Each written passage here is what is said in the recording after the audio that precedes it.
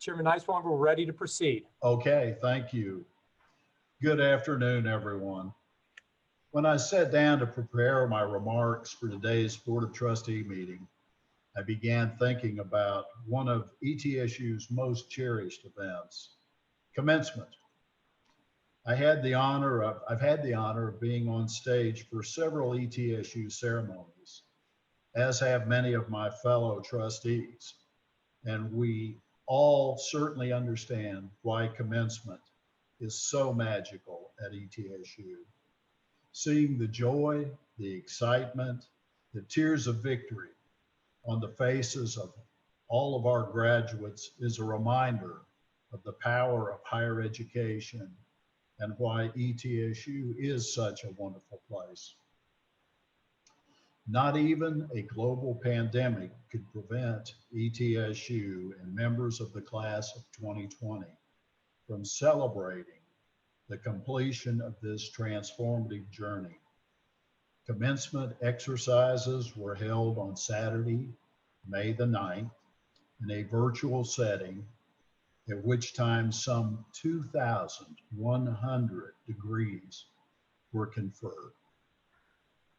Graduates heard congratulatory remarks from our Governor, Bill Lee, a surprising greeting from country music star Dolly Parton, and a powerful performance by our own ETSU chorale.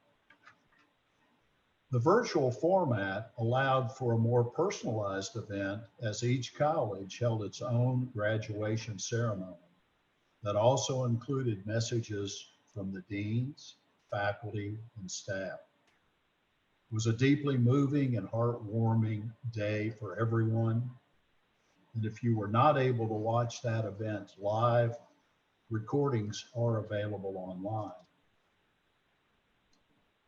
A global pandemic could not prevent the students, faculty, and staff of ETSU from thriving within their teaching, research, and public service initiatives. Major announcements since our last meeting include the launching of the Strong Brain Institute, a collaboration between ETSU and Ballad Health that will develop evidence-based practices for preventing, reducing, and mitigating the negative effects of adverse childhood experiences. A national education website ranked our online nurse practitioner and radiology science programs among the best in the nation. Through our Department of Media and Communications, ETSU became the first university in the nation to earn accreditation from the Digital Marketing Institute. And one of the nation's top experts in rural health, Dr. Michael Meat, was recruited to lead research and programming for our newly established Center for Rural Health Research. These are just a few of the major accomplishments from ETSU that have made headlines in recent weeks.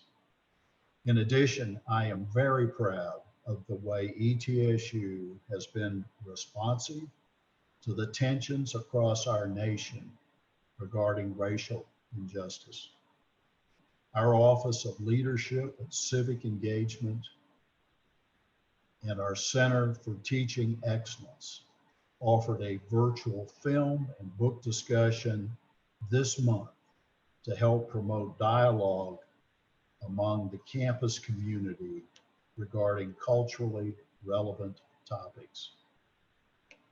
Later in our meeting, President Nolan will provide an extensive update on the work this campus has done to adjust our 2021 budget and to anticipate other possible changes to our budget that are potentially on the horizon within the upcoming months, particularly those influenced by our fall enrollment numbers as well as further impact of the COVID-19 pandemic. In advance of that report, I joined the other trustees in thanking our faculty and staff for all the work they've done during the past months related to budget preparation. Thank you for your leadership during these challenging times, and thank you for making decisions that keep our institutional mission at the forefront of everything that we do. In closing, I want to personally thank Vice Chairman David Golden, who is stepping away from his role with the Board of Trustees. I've had the honor of working closely with Trustee Golden since the formation of our board. He is a deeply respected leader, and this board and ETSU have benefited greatly through his appointment as a trustee. During our next regularly scheduled quarterly meeting of the Board of Trustees, we will recognize Vice Chairman Golden with a resolution and take formal action to select a new vice chair for the board. However, at this time, I would ask that you join me in a virtual round of applause for David Golden. Now turn to Dr. Green and ask that he call the roll and run through the required questions, since this meeting is being conducted via Skype rather than in person. Dr. Green. Chairman Niswonger, because trustees are participating remotely by Zoom, I must run through a series of questions before calling roll. Additionally, because we have trustees participating remotely, should any votes be taken, they must be taken by roll call. Trustees, in accordance with Tennessee Code 8-44-108, Section C3, I have two questions to ask you if you could answer for the record. I will ask each question once and follow with a roll call so that you may respond. First, are you able to clearly hear us so that you can participate in this meeting? Trustee Ayers. Yes. Trustee DiCarlo. Trustee Foley. Yes. Trustee Grisham. Trustee Latimer. Yes. Trustee Austin Ramsey. Yes. Trustee Ron Ramsey. Yes. Trustee Wolf. Yes. And Chairman Niswonger. Yes. Trustees, for the record, can you please identify any persons present in the room with you from which you are participating in this meeting? Trustee Ayers. None present, just myself. Trustee DiCarlo. Trustee Foley. I'm alone. Trustee Grisham. Trustee Latimer. I'm alone. Trustee Austin Ramsey. Alone. Trustee Ron Ramsey. I'm alone. Trustee Wolf. All by myself. And Chairman Niswonger. Alone. Chairman, I do not detect a physical quorum present. However, a quorum does exist by the inclusion of members participating by electronic means. In accordance with Tennessee Executive Order 51 permitting safe, open, and transparent public meetings by electronic means, I would offer up to the board the following reasons that necessitate this meeting. Business critical to the operations of the institution are slated for this meeting, such as the modifications of the fall 2020 academic calendar, as well as budget planning, among other items. Due to the COVID-19 virus outbreak and subsequent recommendations from the Centers for Disease Control and Prevention, as well as Governor Lee's physical social distancing measures and limit on group gatherings are being observed. For these reasons, I would contend that participation by quorum of the board by members of electronic or other means of communications is necessary. Chairman, I ask that a motion be made and a roll call vote be taken for determination of the necessity of holding this meeting. An affirmative vote will signify the necessity does exist for this meeting to proceed. A dissenting vote will signify the necessity does not exist for this meeting to continue. Do I have such a motion? So moved. So moved. Second. Trustee Ayers. Aye. Trustee DiCarlo. Trustee Foley. Aye. Trustee Grisham, Trustee Latimer, Aye. Trustee Ron Ramsey, Aye. Trustee Wolf, Aye. and Chairman Niswonger. Aye.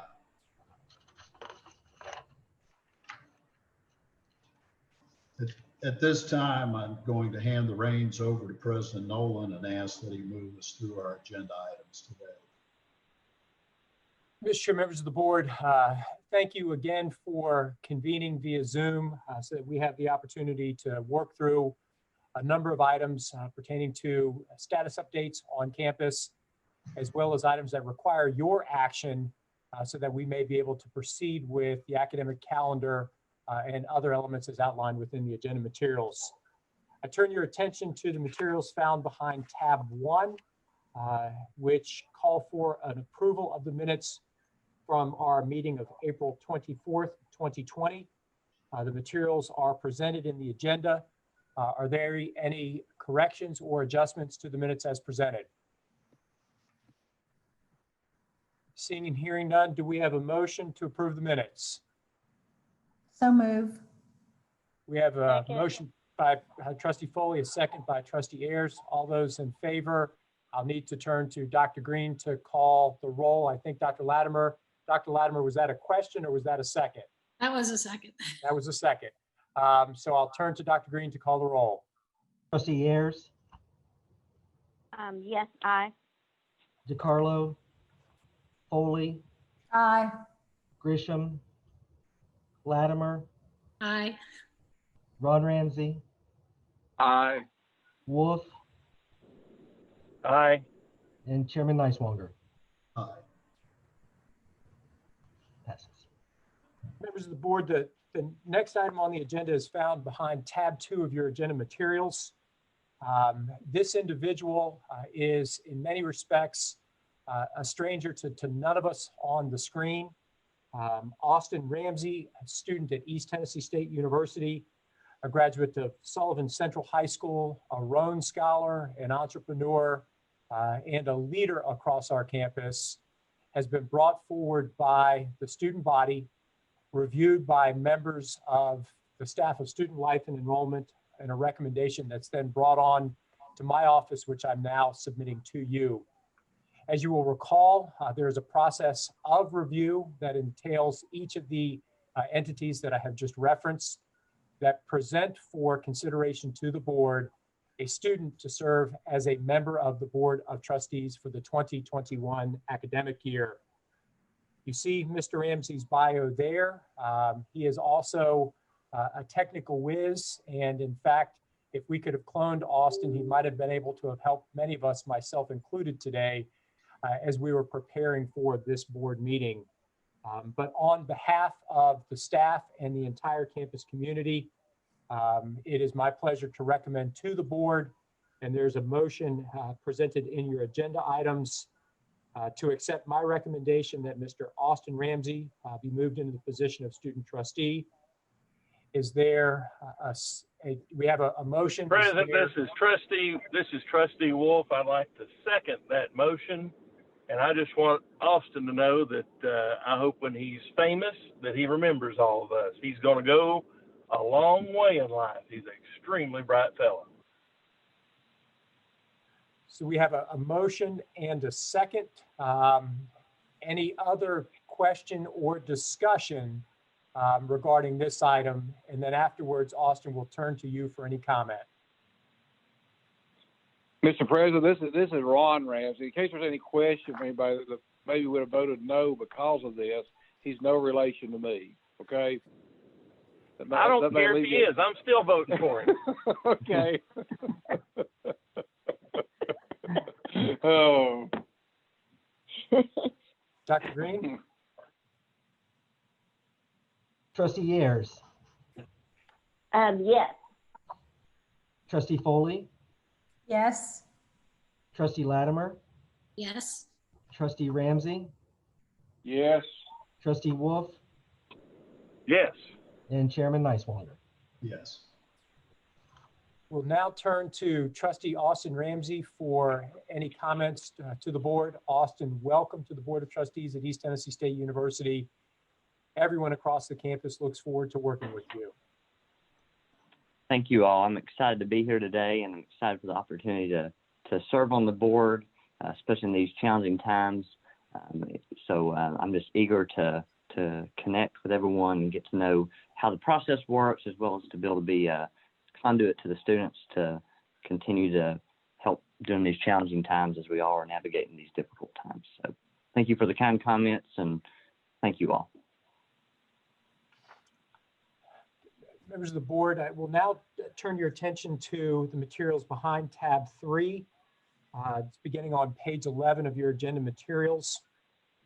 As we, as a campus, prepare for the start of the fall semester, and you'll see this based upon the recommendations coming from a report that we'll touch on later in the work of the board, there are changes that have been proposed to the start of the fall semester. We'll turn to Dr. Bishop for a summary overview of those changes. And there is a motion contained within the agenda materials. So at the conclusion of Dr. Bishop's overview and any questions that the board may have for her, would welcome a second if the board is in favor of the materials that Dr. Bishop will now present. Dr. Bishop, will turn to you. Thank you, President Nolan. Chairman Niswonger and members of the board, I'm pleased to present to you the changes that the university has very carefully considered in relationship to altering the schedule of fall semester. These changes are brought to you because of our concern for the health and safety of our students and our faculty and staff. The details are provided in your packet under this tab, as the president has noted, but I would point out that this change still honors the start and stop dates of our full semester. We are not shortening the length of the semester. We are moving 2 days of fall breaks to the Monday and Tuesday of Thanksgiving week, and we're eliminating other in-semester holidays, Labor Day and Veterans Day, and those will become instructional days. So we actually are ending up with some additional instructional days by these changes that are being made. Students will not return to campus after Thanksgiving holidays, and we will complete the instruction as well as exams following Thanksgiving holidays remotely. The Gatton College of Pharmacy will alter its start date slightly, but will follow the university schedule beginning in September. And Quillen College of Medicine will maintain its regular schedule. In fact, they welcome their new class of medical students this week to campus. And commencement is scheduled for December the 12th, and we'll have more information regarding its format as we see how the pandemic unfolds this semester. So this action is consistent with what we're seeing nationally, and I was on a call with provosts across Tennessee yesterday, and it is the most consistent calendar that the other LGIs are adopting for the fall. So I think we have had foresight, and I think we're also bringing something to you that is as least disruptive as possible. Are there questions? Are there questions for Dr. Bishop pertaining to the proposed changes to the academic calendar for the fall 2020 semester?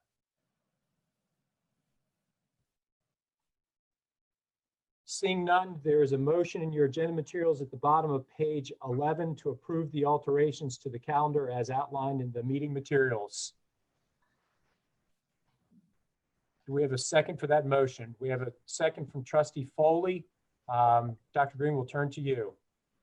Trustee Ayers. Aye. Thanks, guys. Trustee Foley. Aye. Trustee Latimer. Aye. Trustee Ramsey. Aye.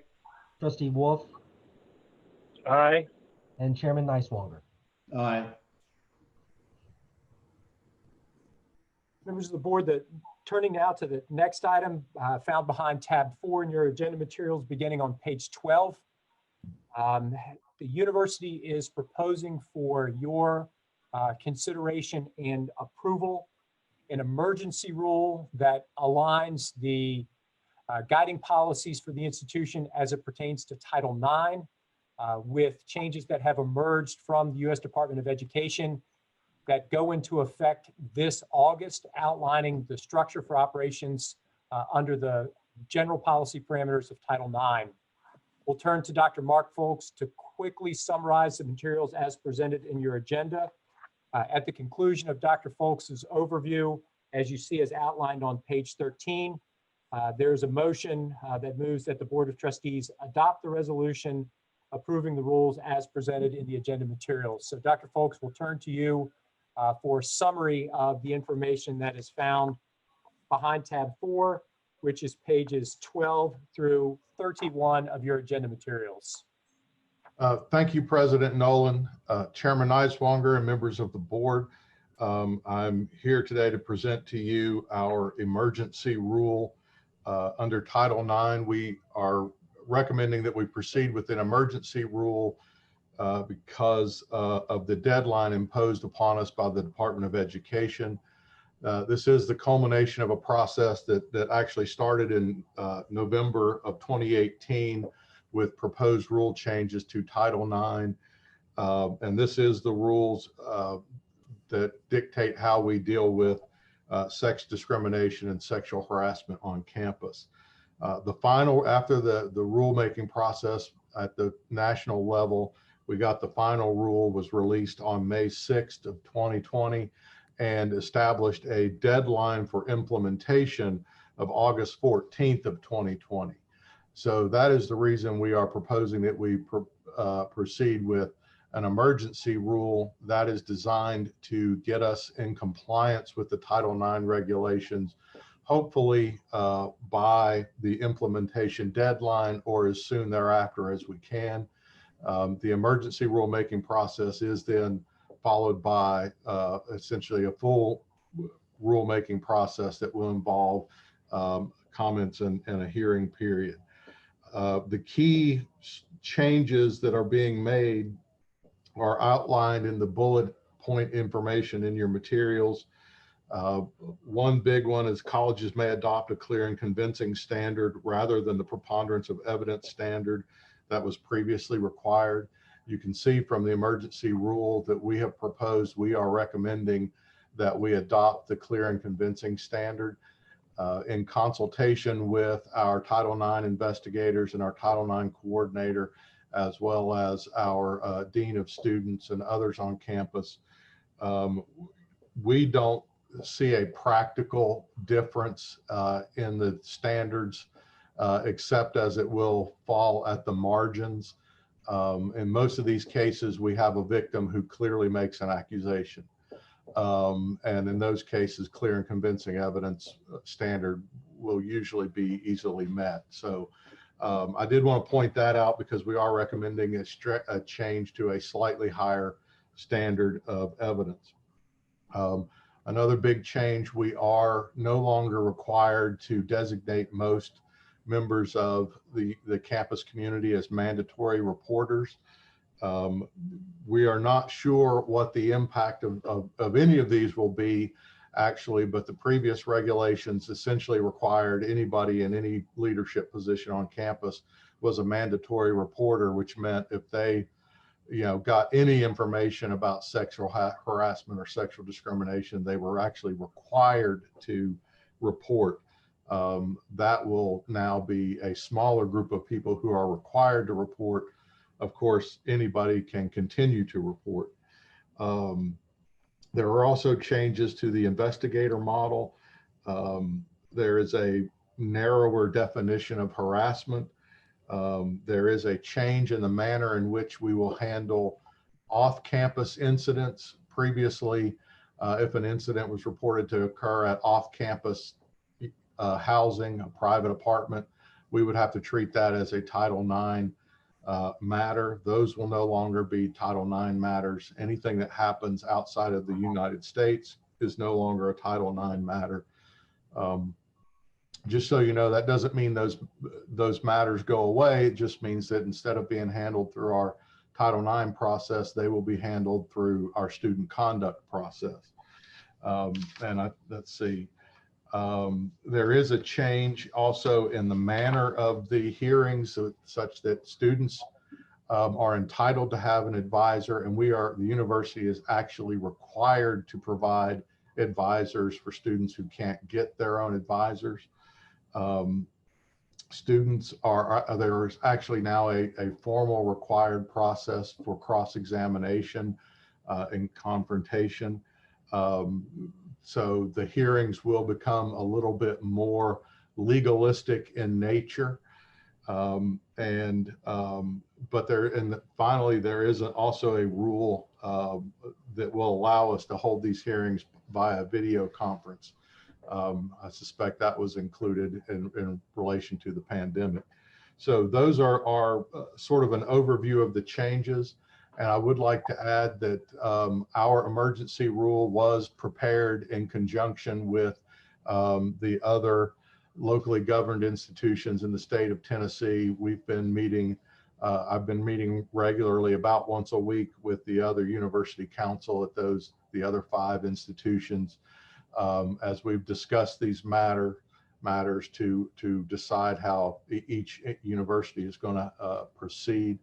And I would also just like to acknowledge Kay Carpenter, who is the university counsel at Tennessee Tech. She sort of led the way on this and really helped us all collaboratively put it together. So that's what you have in front of you with my highlights. Of course, I'll be happy to answer any questions if you have them. Otherwise, we submit that to you for your consideration. Any questions for Dr. Folks regarding the emergency rule that the university is proposing as a result of requirements presented by the federal government? To be clear, we will then move through a campus deliberation process that provides opportunities for public comment and feedback. But in order for us to remain in compliance with U.S. Department of Education policy, we're bringing the emergency rule for your consideration. So any questions for Dr. Folks?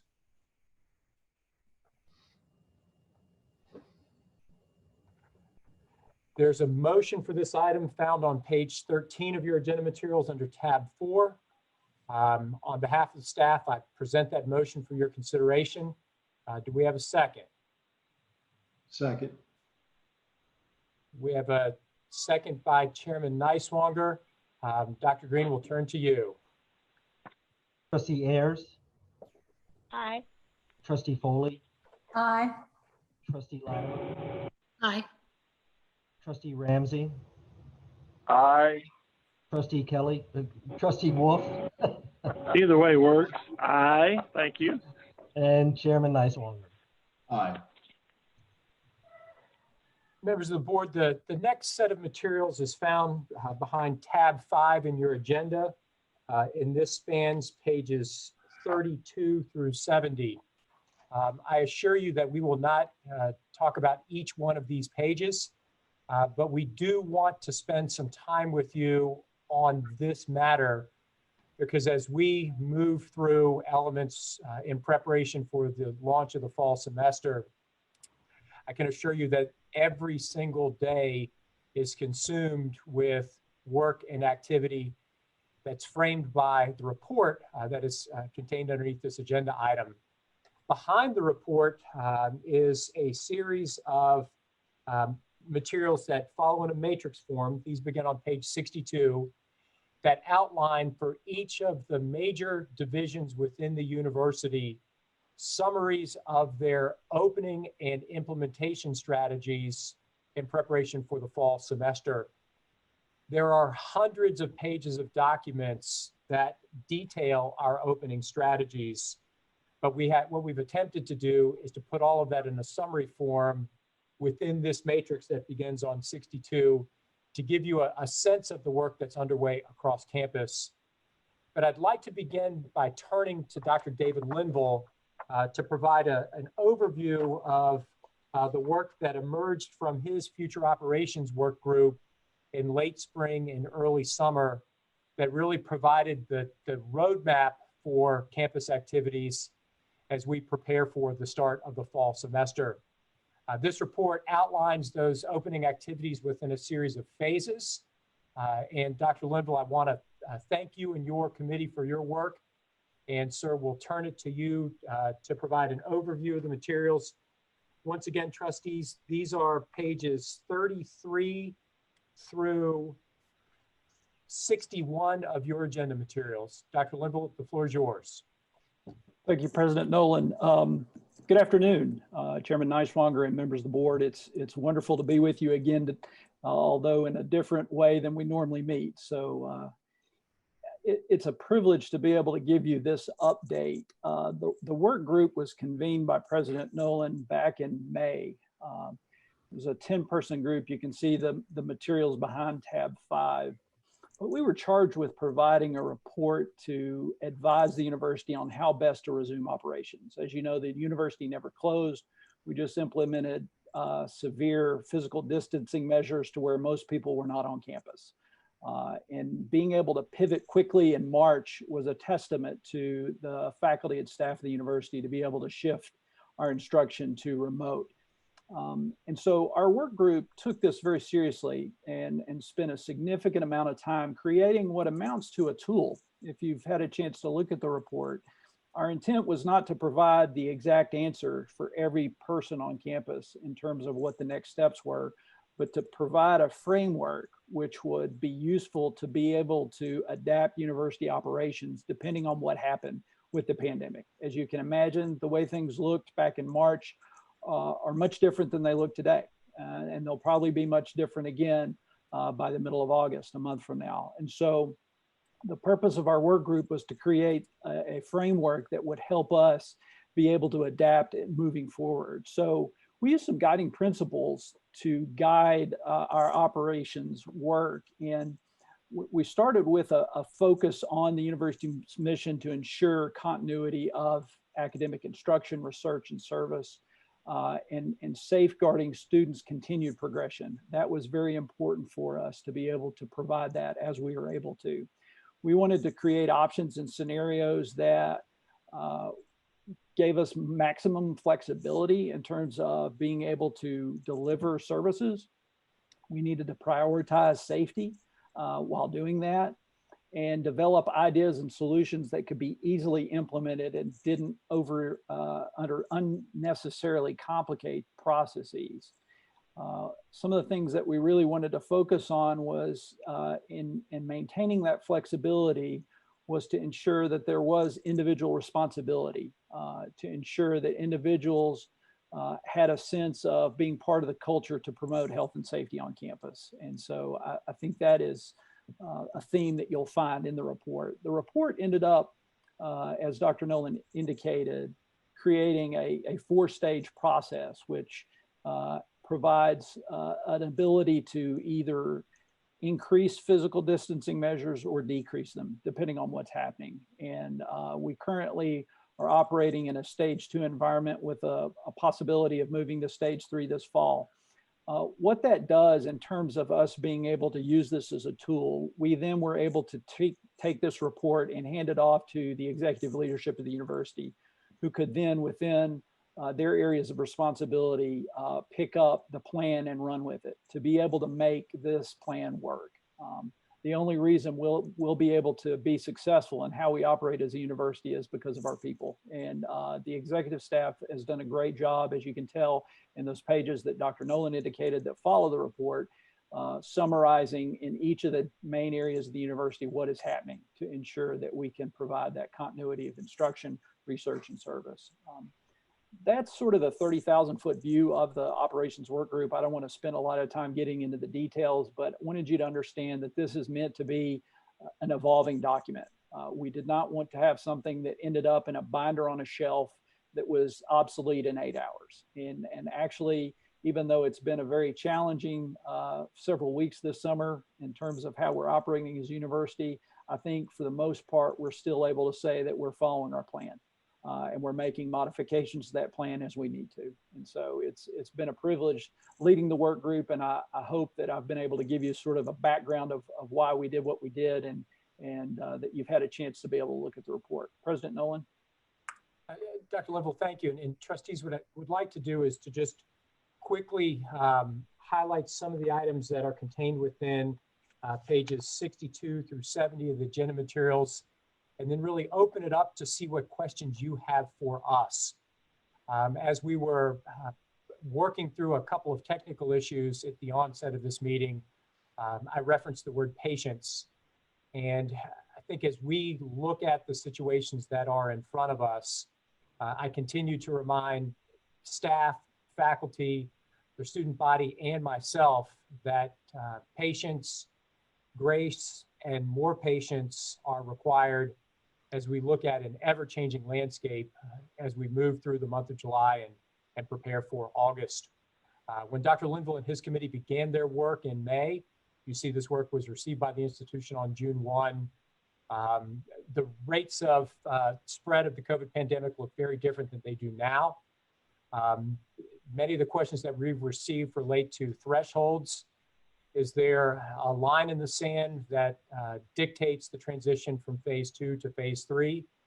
The answer to that is no, and it's no by design, because we as an institution have campuses from Southwest Virginia to Western North Carolina all the way to Sevierville. And conditions in Sevierville may be very different than the conditions in Kingsport. So we want to ensure that we provide latitude and flexibility to the institution as we're moving into the fall. But I think all of us are continuing to move down the path that is welcoming our students back to the residence halls in what will be less than a short month. In fact, many of our student athletes are already on campus. We'll have a summer bridge program that initiates in a couple of weeks. Our faculty return to the research labs, but we're still working from primarily a remote structure. The majority of our faculty are continuing to work from home. All of our summer courses are online. We have a limited staff presence on campus, and we are requiring masks for all faculty and staff as they're across the institution, unless you're in an office such as I am presently with the door closed. I have 3 different proposals around masks for the fall. We have mandates, we have recommendations, we have policies, and we have practices. I think as we get closer to the month of August, we'll be in a position to finalize that mask policy. But having held multiple town hall meetings and forums over the course of the past few weeks, that is a recurring point of discussion, is how will we enforce those safety protocols as we move into the fall. We have brought a series of operational teams together to lead this effort. As you see on page 62, Bill Rasnick, Laura Bailey, and Mark G are leading a lot of the facilities work. That includes everything from top to bottom, cleaning and sanitizing of spaces, ordering of PPE. We have 10,000 masks that will arrive shortly for our student body. We have 4,000 COVID tests that arrived about a week and a half ago. You can see as we move through, there are recommendations around physical distancing. Mr. Ross and his team are going classroom by classroom, building by building, and either removing chairs or physically doing what they can to impact social distancing regulations within classrooms. You can see within student life and enrollment, the summary protocols beginning on 65 for housing, for the CULP, for our food service operations, for the reopening of the CPA when that were to occur, and other materials that are outlined. Rather than going page by page, I would like to open the floor for questions, concerns, or observations from board members, and would direct those questions, concerns, or observations to the appropriate members of staff. Dr. Block is leading our health response. Jeremy's leading our facilities response. The team is here to answer your questions, so we'll open it up to questions from the board.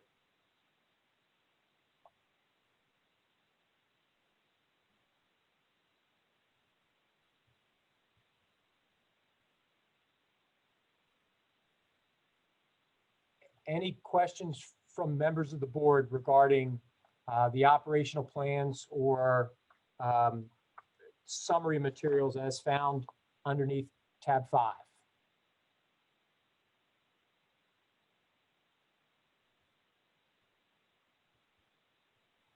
Well, if you have suggestions or questions, please feel free to contact me. This very much remains a work in progress. Would like to stress that the materials here are summary in nature, but as you look across the institution, using, let's say, University School as an example, this landscape remains very fluid. The University School was to have opened 2 weeks ago. There was proposals to open on the 20th of this month, and now we're looking at an August 2nd opening. Socially distancing in a building that was constructed in 1929 for 500 students will be a challenge. But we are putting plans and protocols in place that will allow us to facilitate the teaching, research, and service missions of the institution for the fall. Within the coming days, we hope to be in a position to finalize all of our elements of the course catalog so that way our students know with clarity the courses that will be on ground, hybrid, which is an on-ground online combo, and then completely online. At this moment in time, the bulk of our courses will either be online or hybrid in nature. However, for those courses that entail a lab component, those courses in areas like engineering technology, nursing, medicine, pharmacy, PT, etc., we will have an on-ground component, and there are some faces of faculty on the screen who teach in the liberal arts, who I know will be teaching in the classroom. But there are more questions than we have the answers to at this moment, but we are working around the clock to ensure that we are positioned to successfully open for the start of the fall semester. So we'll give one last chance for questions before moving to the next item. Dr. Foley, did I see your hand up? You did. We'll turn to Trustee Virginia Foley. I did just want to make the board aware that one of the concerns that faculty have expressed are enforcement of people wearing masks, and I'm confident that the university is working through that as they finalize these plans. But I did want to just share that that is a concern that has been expressed.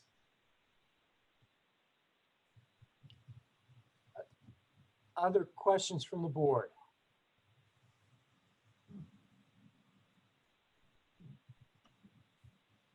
Okay, seeing none, we'll then turn to the next item on the agenda, which is also directly related to our COVID planning. This is material found behind tab 6. There's a cover item and then a series of PowerPoint slides that carry you to the back end of your agenda materials.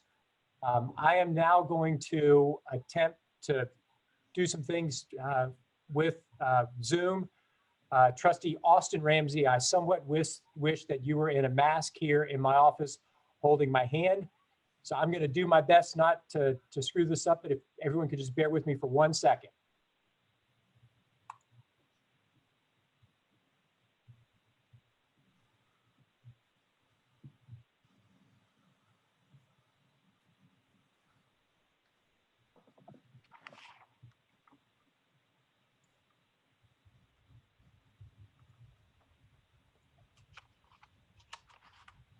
Okay, members of the Board of Trustees, can you see a screen with a picture of Buffalo Mountain on it and the CPA?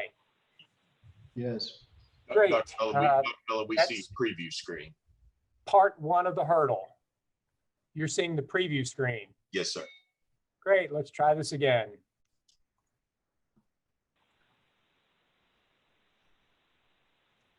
Can you now see a screen that should only be a copy of a picture of Buffalo Mountain? Yes. Fantastic. Yes. Okay, members of the board, thank you. And I'm going to move through a series of slides that provide an overview of the landscape of American higher education in the month of July as we are preparing for the start of fall, with an accent on the financial characteristics that are defining the academy. As we look through periodicals such as the Chronicle for Higher Education, each day when I wake up and read the Chronicle, there is a new article about initiatives being implemented to realize cost savings or efficiencies at institutions from Maine to California.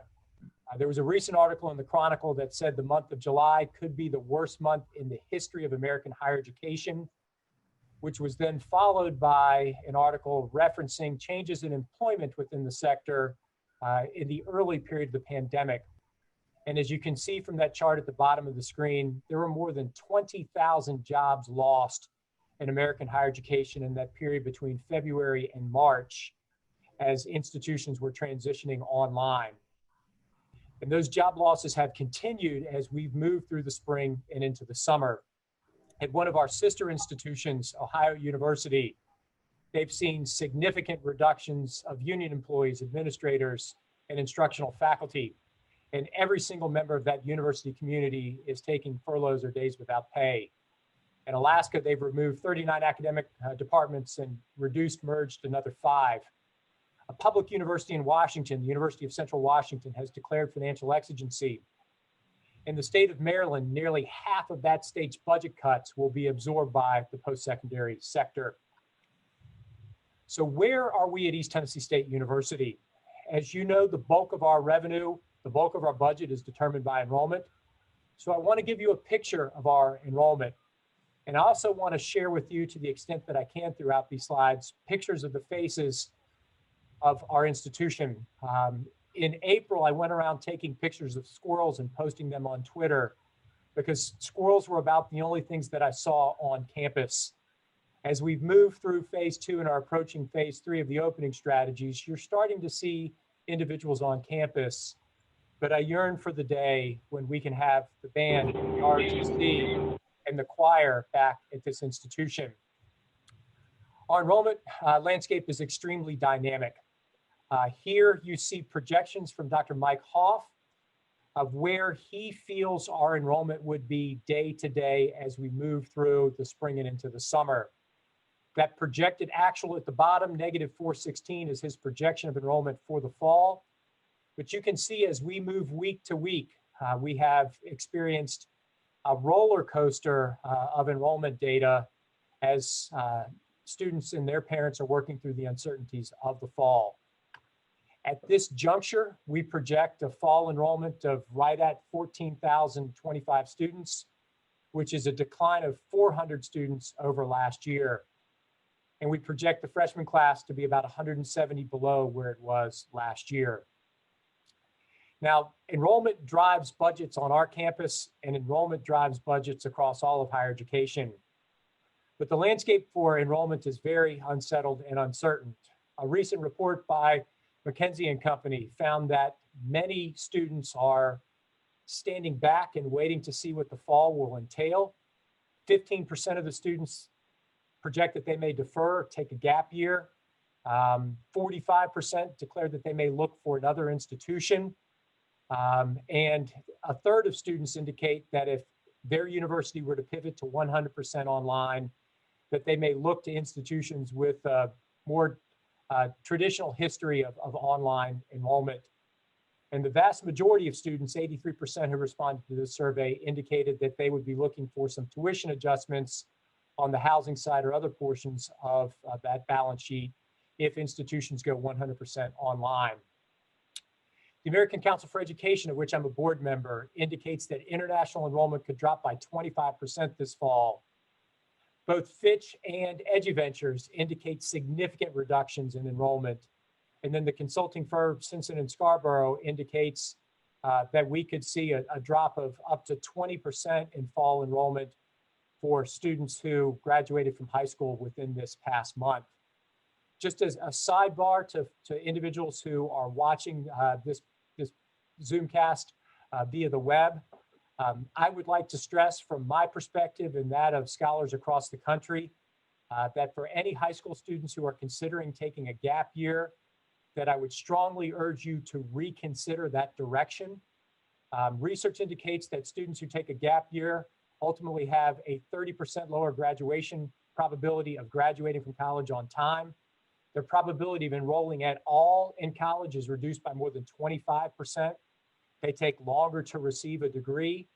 And in all candor, I do not know what that gap year would entail. For those in income strata that affords you the opportunity to travel to Europe, which right now you can't do because most of the countries are banned, the romance of a gap year is alluring. But a gap year in 2021 is going to be a very different gap year, and that decision will set you back in ways that are hard to describe. So for students who are considering a gap year, I would strongly encourage you to look at your post-secondary options. In terms of budgets, you see pictures here of graduates on a budget slide. That is by design because our state formula allocations are predicated on our performance on the THEC outcomes formula. As you know, this year we were the top performing institution in the state of Tennessee along those metrics. As it pertains to the state, the directions that we've been receiving from the state are very different now than they were at the end of May. You see here, and you saw this in your agenda materials as well, a copy of the letter from THEC directing the institution to remove 12% of its overall state appropriation from our budget, and then the communication from Governor Lee on the 26th of June informing us that higher education would be held harmless.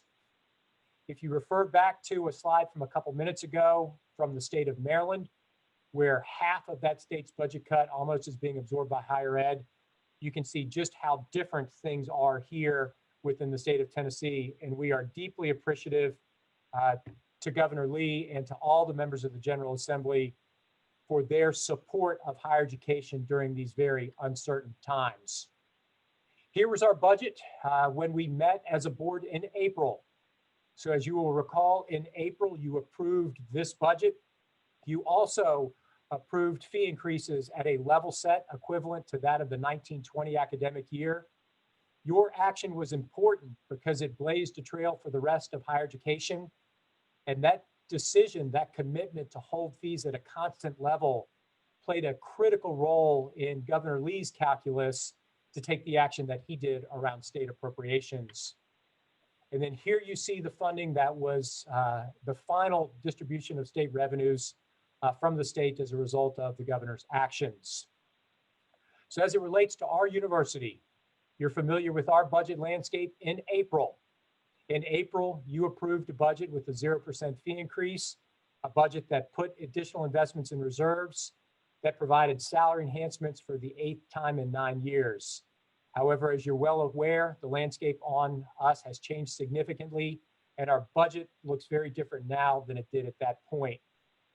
However, our sources remain constant. So on average, the bulk of our resources come from non-state sources. The bulk of those resources are invested in teaching, research, and service. And the bulk of those investments are in people.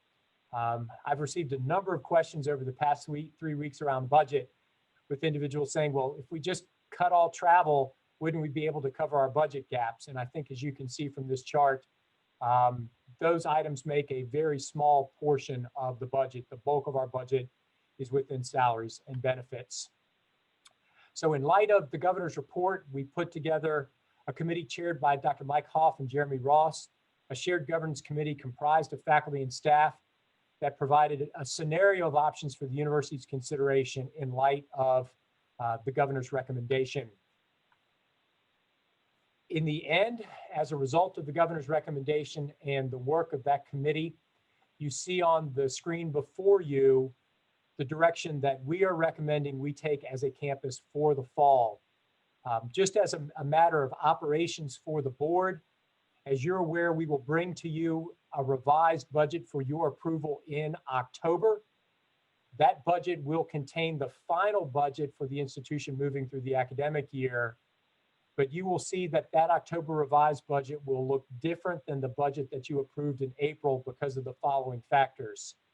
The first is that we are recommending that our budget be reduced by right at $8.3 million. That level is predicated on the bullets that follow below. We are building the budget now based on a projected enrollment decline of 500 students. You saw the material from Dr. Hoff prior. As you're aware, each year in the budget, there are items that are directed but not fully funded, one of which is OPEB. There's a $512,000 OPEB liability that we have to cover. The tenure and promotion actions that the board approved in April come with a financial price tag. We are taking a series of steps to recenter and reposition our budget model to correct some elements that have placed a disproportionate share of the transition to the decentralized model on the backs of our faculty in arts and sciences. We are removing the salary pool that you approved in April and then setting up a small operating contingency fund in the event that COVID continues to throw curveballs at the campus. That distribution across the units is as follows. I would like to clarify because I've had a couple trustees ask me questions about this chart. The items in red are the levels of reductions across each unit. The administrative units, which are found below the gold bar, will all see their budgets reduced by 5.3%. That includes central administration, our operations, advancement, business, IT, athletics. The areas in blue will take a 4.3% reduction. So the colleges and our faculty will see the operating units for their areas at a 4.3, central admin at a 5.3, and then you see the carve out of the salary pool. There are the reductions across the colleges. Just quickly for some implementation items, we did enact a voluntary retirement incentive program for staff. That window has opened. It closes on August 14th. We will then open a similar window for faculty the very next day on August 15th. But we have highly restricted purchases of goods and services, travel. We've done everything we can to maximize utilities and to continue to realize every resource that we can to place into savings with our primary goal being to do everything we can every day of the week to protect the employment of those who call East Tennessee State University home. You see in bullet form the 5.3 and 4.3% recommendations that I referenced in the chart. We'll continue to delay locally funded capital and deferred maintenance projects. We're going to continue to adjust temperature.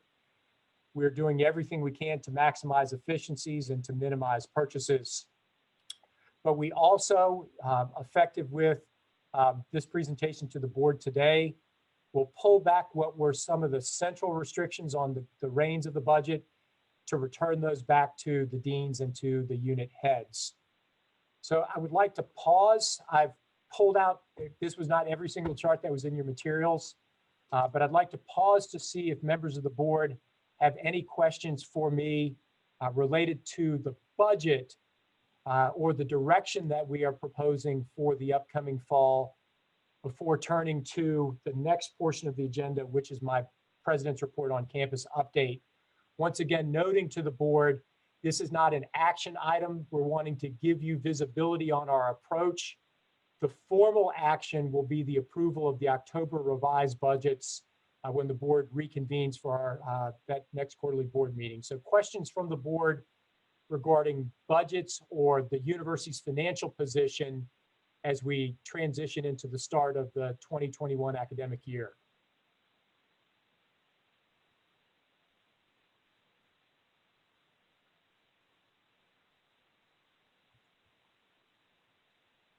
Okay, seeing none, we'll then move into the next segment of the agenda, which is the president's report. What you see on the slide before you is a picture that was taken of members of the senior leadership team and other members of the campus community last week as staff from TEMA and THEC led the campus through a series of tabletop exercises surrounding the COVID-19 pandemic. That is a picture of the cave.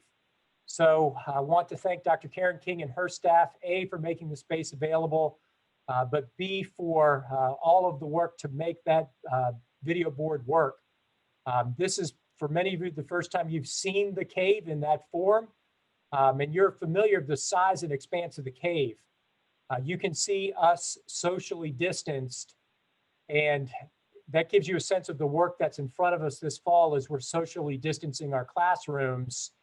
That's max occupancy for the cave if we're all to maintain single position, 6 feet, 6 feet, 6 feet. But you see the staff there working through tabletop exercises. When we started those exercises, I reminded the team of the mission of the university, which is to improve the quality of life for the people of this region. And no matter what COVID throws at us, our mission remains unchanged. And I hope that the board and the members of the campus community have seen over the course of the past few months the work of the campus to meet those mission priorities and objectives. But there's also a broad range of other activity that has transpired since we last met that I'd like to provide updates to the board. The first is some work around our continued review of organizational structure. As you will recall, in 2019, we announced to the board and to the campus that we would begin an examination of university structure and to begin aligning elements of the university structure to ensure that we were positioned to meet our strategic planning objectives outlined in the 2016 to 26 strategic plan. One of the first actions that was taken was to integrate the actions and activities of the provost office, integrating what was a bifurcated structure between health sciences and academics into now a unified structure under the leadership of Dr. Bishop. Moving from that entails the beginning of what I think will be a continued review of our college alignment. Effective July 1, we merged the College of Continuing Studies with the School of Graduate Studies to create a new unit, the College of Graduate and Continuing Studies. Dr. Sharon McGee, who was the dean of the grad school, will now become dean of this new merged entity. Dr. David Linville will assume the responsibility and administrative oversight for our off-campus centers in Sevierville, Kingsport, Asheville, and Abington. This merger of these two colleges addresses both academic as well as fiscal efficiencies and enhances mission alignment. Within the space of athletics, COVID has more of a chance to disrupt the operations of athletics than probably any other facet of the institution. At this juncture, the landscape of athletics remains ever changing. An example of how quickly things are changing is as follows. Last week, the presidents of the Southern Conference met to discuss potential changes to the fall competitive calendar.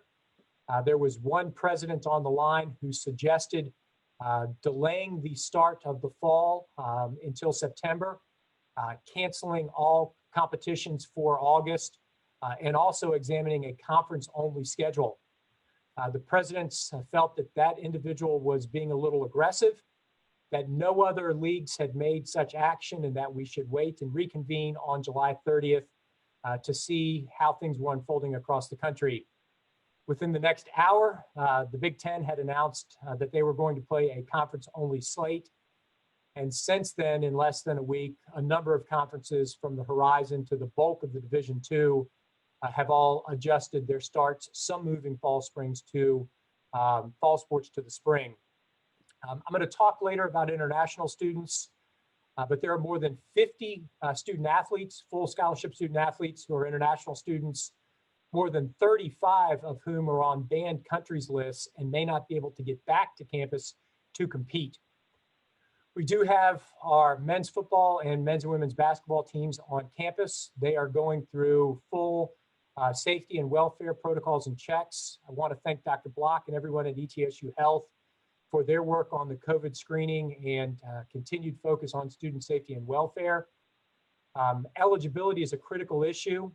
If we were to adjust the competitive field for the fall, we want to ensure that our student athletes retain their eligibility, just as our spring athletes retained an extra year of eligibility this past April and May when all spring sports were canceled. I do anticipate that by the start of the fall, we will see actions from the Power 5 conferences around the return to competition, as well as potential scheduling adjustments. As you saw in the budget materials, athletics will take a 5.3% reduction to their base budget, along with all the other administrative entities. But I assure you that if we are not able to put fans in the stands, or if we were to lose the ability to compete in the fall, those budget adjustments are just the tip of the iceberg of the budget adjustments that would be needed to balance the budget in athletics. Our AD, Mr. Scott Carter, wants to do everything he can to ensure that we are able to field a full slate of scholarship programs. For our institution, some of our Olympic sports are central to our recruitment efforts. So at this juncture, I am not bringing before the board for your vote, which would require board action recommendations to close programs. But I do want to bring to the board's attention that this landscape changes by the day. And we are all closely watching what is being discussed and considered in the SEC, both because of the proximity of a school to our west, as well as the fact that we're scheduled to play the University of Georgia at the beginning of September. So I'd like to pause to see if the board had any questions on the organizational and structural aspects of continuing studies or athletics before moving to the next elements within the update.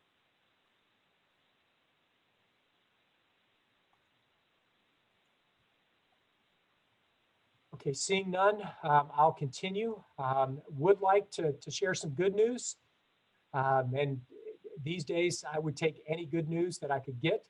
I'm pleased to report that Pam Ritter informed me yesterday that our endowment corpus presently sits at $104 million, which is slightly north of where it was in March when we went into all of the financial disruption that occurred as a result of COVID.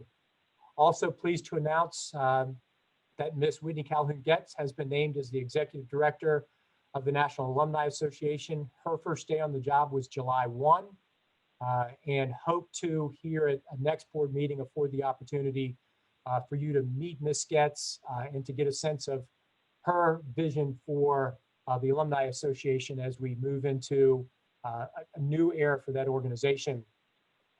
Next couple updates around the Kingsport Higher Ed Center and the Child Studies Center. As you're well aware, for the better part of the past 8 or 9 years, we've had an active presence in the downtown center in Kingsport, the Higher Education Center.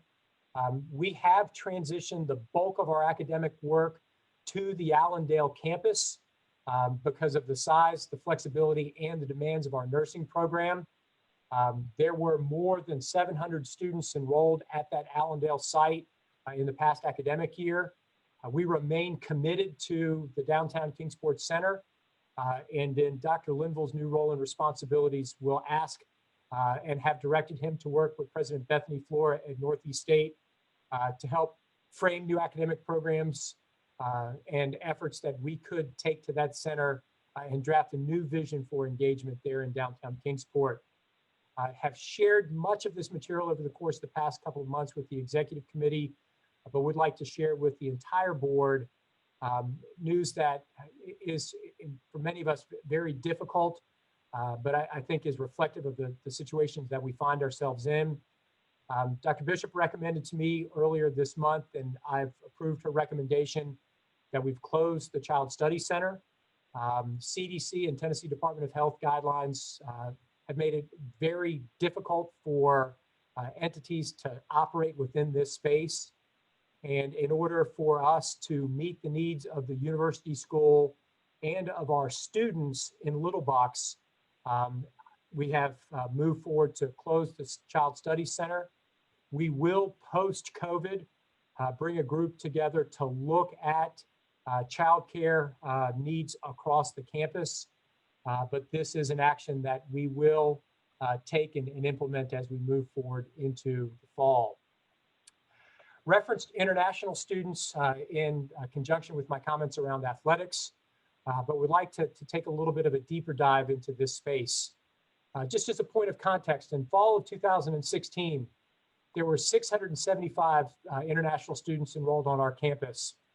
Last fall, that number was 416 students. This fall, we'll be lucky if we hit the projection of 200. In fact, I think that number will much more come along the lines of 170. Was pleased to see that Washington has stepped back. The unconscionable action that they took a week ago for ICE enforcements for students who are enrolled at ETSU, who may have to take courses online if we pivot. As you would recall, students who are enrolled physically on our campus, and we've got about 100 international students who are here presently. If the university were to transition back to phase 2 and to take all of our courses online, that action would be above and beyond any decisions that those students made. But what had been proposed is that because they were online, ICE could deport all of those students. And that was, I see a couple trustees shaking their heads. So very pleased that action was stepped back, but we still have significant work ahead of us. I want to thank Dr. Chris Keller, Dean of the Honors College, staff in the Multicultural Center, international programs, and all across the campus for the work that they're doing to ensure all of our international students that they are valued members of the university community. We've got broad outreach that's underway. We've updated our FAQ, but these are extremely unsettling times for international students who are members of the ETSU family. And once again, you see that bullet for athletics as a whole. We will be fortunate to hit 170. And I've had a number of faculty ask, well, what's driving the downturn in enrollment? Well, as you can see here, if we were simply back at the 675 international students that we were in for 2016, our enrollment numbers would look very, very different. But this is a point of concern for all of the members of the administrative team.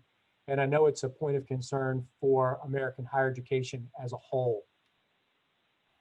A couple of other updates.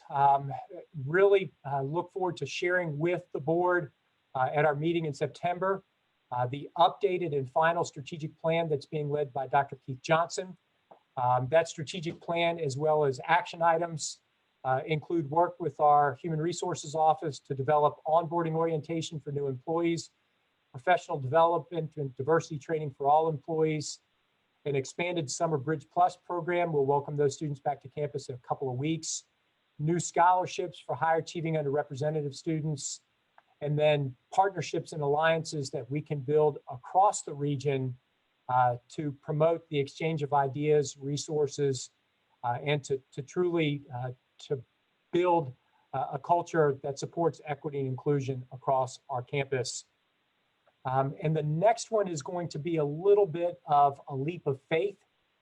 So before I go to the next one, I want to see if there are any questions for me from members of the board around our equity and inclusion efforts, international students, Kingsport, or institutional advancement. So let me pause for questions before trying to see if I can get this link to work.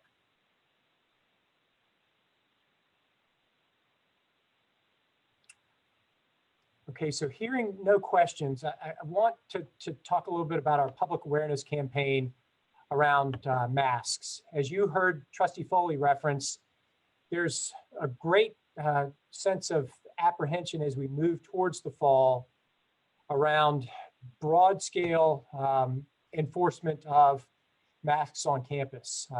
We are requiring all faculty and staff to wear masks or protective face coverings. And we're strongly, at this point, encouraging students to do likewise. For students who come into a classroom and forgot their mask, we will have masks available in that classroom to say, Brian, I noticed you forgot your mask today. Here's one. If I say, well, I choose not to wear a mask because you're infringing upon my rights as an individual, the last time I remembered, we have the rights of life, liberty, and the pursuit of happiness. The collective pursuit of happiness is a collective pursuit, and masks ensure that collective pursuit for all of us. But rather than taking a hardline approach on this public awareness campaign, one of our deans has come up with a lighthearted approach to promote what, from my perspective, is all of us being a good neighbor. So for a board meeting that has talked about budget reductions, COVID, and all kinds of things that sometimes make this appear to be a Groundhog Day where it's perpetually raining, I hope to be able to share the following with you.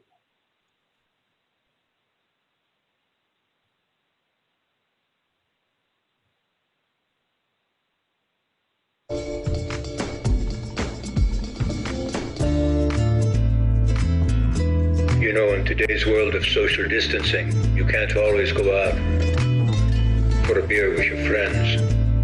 But if you do, always wear a mask. Stay healthy, my friends.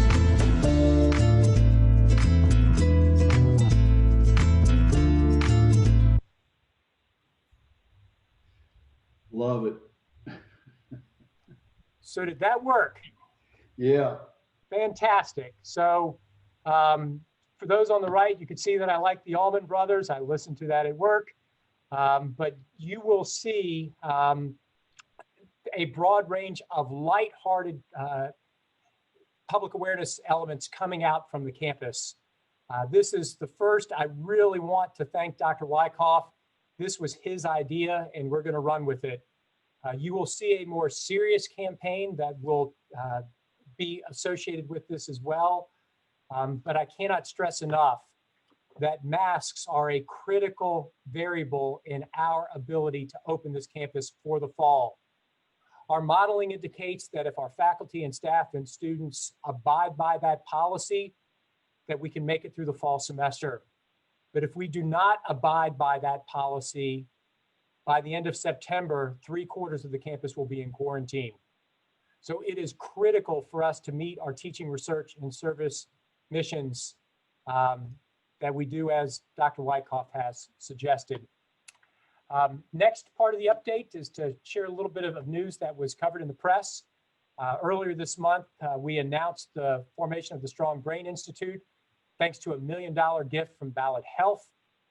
This institute is led by Dr. Wally Dixon, and he and his colleagues will take their ACEs and trauma-informed care research and bring that to bear on our campus, Ballard, and the community as a whole. Another piece of good news that I'd like to share with the board, data isn't altogether final, but it will be shortly. I anticipate that we will be announcing in September that once again, we have set a record in terms of graduation rates for the university. Last year, our graduation rate of 50% was an all-time high for the institution. And you see that we have surpassed that yet again based upon the production for this year. Once again, returning to enrollment, others, faculty, staff, and members of the board have asked, well, Dr. Nolan, what can we do to address what appears to be a downturn in enrollment? And I want to stress that one of the reasons why we're seeing what we're seeing in enrollment is because as an institution, we are much more efficient in moving students through the educational pipeline. So as our graduation rates have moved from 40% to 51%, those are students moving from freshman to senior year much more quickly and much more efficiently than they had in the past, thereby realizing cost savings for they and for their families. But this work is a testament to the efforts of our faculty, staff, and all of the members of the university community, and really pleased to share this with the board today. Have just 2 more slides and then we'll open it up for any questions that the board may have. As you will recall, early in this year, we talked some with the board about the potential to launch a strategic planning and envisioning process during this calendar year. Many of you were involved in the work of the Committee for 125, a broad scale strategic planning and envisioning effort that we undertook as a region in 2012 and 13. And as we've spent the past couple of months talking about COVID, there's a real energy and desire across campus to bring the campus together in the fall under the board's leadership and together with the board to frame a vision for the campus post-COVID and to affirm and expand our teaching, research, and service missions. I've also had a number of members of the community reach out to say, we really would like for the university to bring the region together to talk about a regional vision post-COVID. So we've got a little bit more work to do here. There's some work that I want to do with the executive committee and some of the individuals who are involved in the regionalism efforts. And we've got to get everything organized here, but would like to be able to bring back to the board some additional granularity around a strategic planning and visioning process that would affirm and expand our teaching, research, and service missions and realign the work of the institution with that broad vision that was outlined in the work of the Committee for 125. I want to close by acknowledging the work of our staff. About a week ago, members of the staff gathered together in the center of campus out in front of Brooks to recognize 7 individuals who were honored by the Staff Senate with Distinguished Staff Awards. In particular, would like to acknowledge Lieutenant Mike Orr, who had a career recognition for his work in our Office of Public Safety. But these 7 individuals are representative of the more than 2,700 faculty and staff at East Tennessee State University who work tirelessly to ensure that we meet our teaching, research, and service missions. But I really want to draw particular attention to those staff and grounds, custodial services, financial aid, the bursar's office, administration, and other offices who've been coming to work since March, who've been physically coming to campus in mask since March to keep this campus moving. Many of us have been afforded the opportunity to work from home, to teach from home, and to research in safe environments because our staff is coming to work day after day after day to make this campus move. There are unsung heroes, and quite often we forget those who behind the scenes make things move. So to our staff in grounds and custodial services, financial aid, housing, residence life, and to everyone who is working tirelessly behind the scenes to ensure that we're ready to welcome our students to campus in the fall and that everything is running smoothly for our faculty when we launch the start of the fall semester in earnest here in a few short weeks. I want to say thank you. Members of the Board of Trustees and to everyone who is watching this meeting. These have been extraordinary times. The past few months have been unlike anything that many of us have experienced in our professional careers. But the ETSU experience has been unique. It's unique in that we have not been forced to implement many of the large-scale reductions that you've seen at other institutions. We've not had broad-scale furloughs or reductions in force. We've not experienced significant disruptions in services. We've not had to change who we are. We're an institution dedicated to serving this region. And because of the board's leadership, the board's guidance, your persistence, your faith, and your encouragement, I'm excited as we move into the fall. Can I predict what August is going to look like? I cannot. Can I predict what the virus is going to do in August? I cannot. Can I predict whether or not we're going to have to pivot in the fall from phase 2 to 3? I cannot. But what I can assure you is that whatever COVID throws at us, this campus will be ready. All of our courses will have an online component. Even the on-ground courses have an online component if there's a student who's ill or unable to come to class so that they can participate. We are preparing around the clock for the start of this fall. Those implementations, the implementation of those protocols may look a little bit different than they may be today or what we had envisioned at the beginning of June. But the fall semester will go on. This institution has absorbed much more than COVID in the past, and this institution and the people who call it home will be able to absorb this and continue to move forward. So, Mr. Chair, on behalf of the faculty and staff of this institution, that concludes my president's report, as well as the formal items that are entailed within the agenda materials, and would be happy to address any questions that you or members of the board have about these items or anything else that you would like to bring to our attention.